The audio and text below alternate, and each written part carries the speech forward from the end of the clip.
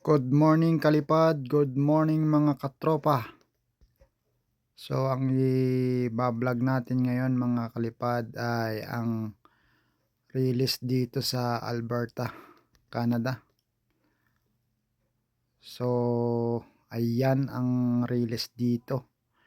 Maganda dito mga kalipad, mga katropa pag summer. Ang kapal ng dahon dyan. So yan yung daan ng tren. Release niya. Mahaba yan.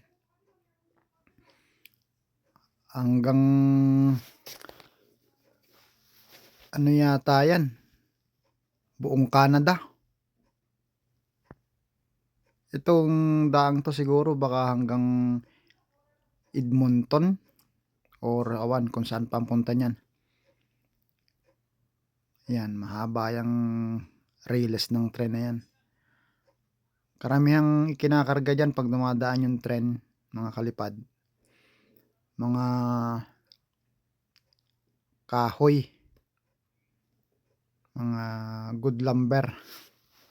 Galing dun sa pinagtatrabahan kong kumpanya sa West Fraser. Yan. So, kinunan ko siya ng video para makita nyo yung mahabang release dito sa Canada, sa Alberta, dito sa amin. So, lamig ngayon mga kalipad. Super. Nung nagpapalipad ako dito, lumabas ako ng sasakyan. Tapos, hindi ako nag-gloves. So, halos 5 minutes akong nasa labas. Ang sakit sa kamay. Parang wala nang nararamdaman. So, ang ginawa ko, pumasok ako sa loob ng sasakyan dyan. Ayan. Dire-diretso. Mahaba yan.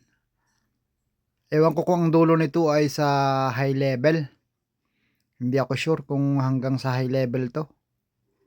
Daan ng tren na yan. Yung release na yan mga kalipad. Ayan no.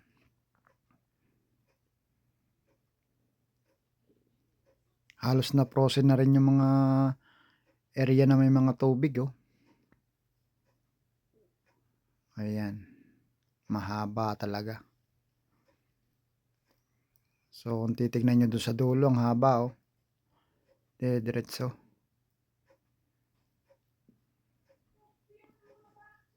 Ang isang station niyan doon sa pinagtatrabahan ko sa West Fraser. Doon nagkakarga ng mga idinideliver ng mga good lumber.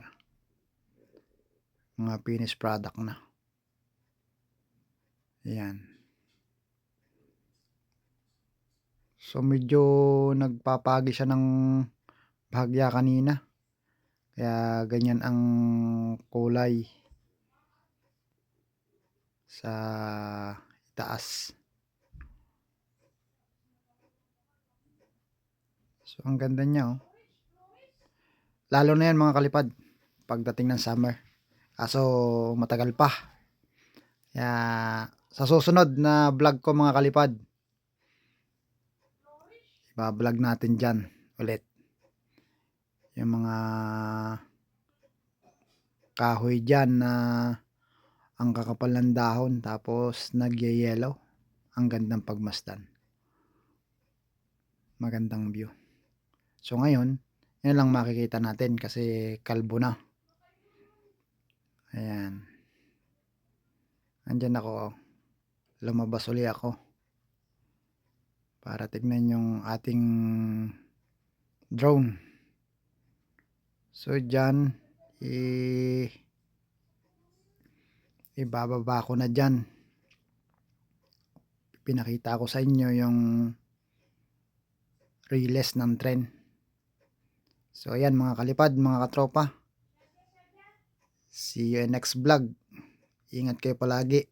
Shout out sa lahat ng mga nag-subscribe sa akin. Thank you. Bye bye.